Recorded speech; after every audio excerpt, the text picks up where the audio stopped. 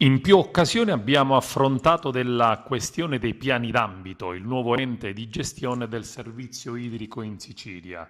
Adesso diventa notizia che i piani d'ambito, cioè gli enti che gestiranno il servizio idrico, potranno essere finalmente finanziati attraverso una particolare interpretazione normativa. È sicuramente una novità a livello nazionale su cui lavoreremo perché risolve uno dei problemi principali che hanno ostacolato la riforma del servizio idrico in Sicilia. Lo ha affermato l'assessore regionale Piero Bon ad un seminario organizzato dall'ANCI a Palermo. La legge, ricordiamo, prevede che le assemblee debbano scegliere la forma di gestione del servizio e individuare un gestore. A Palermo c'è un gestore già individuato. Ad Agrigento la situazione è ancora in fase di stallo ed il gestore è affiancato dalla commissione prefettizia.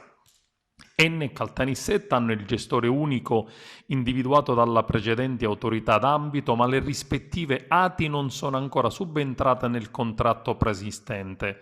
Poi ci sono le altre 5 ATI, Messina, Catania, Ragusa e Siracusa, dove non vi è ancora un gestore unico. Il Dipartimento ha già diffidato e sollecitato le ATI inadempienti, in alcuni casi ha nominato dei commissari. Gli esperti del governo nazionale hanno ricordato che a Roma sono disponibili risorse per gli investimenti nella rete, ma senza pianificazione e senza i piani di intervento non si potrà più accedere ad alcun finanziamento. Al seminario a Palermo erano presenti i massimi dirigenti ed esperti del Ministero dell'Ambiente insieme ai tecnici ed amministratori ed in particolare ARERA, l'autorità di regolazione per energia, reti ed ambiente. Presente tra gli altri il presidente dell'ANCI Sicilia e sindaco di Palermo Orlando e dirigente generale del Dipartimento Acque e Rifiuti Salvo Cocina.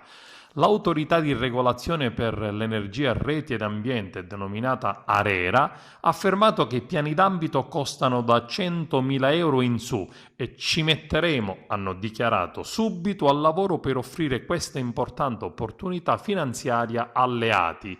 L'elemento positivo, ha dichiarato Orlando, presidente dell'ANCI, è che nel settore idrico c'è un sistema integrato di collaborazione istituzionale fra l'ANCI Sicilia e la Regione e questo può dare grandi risultati.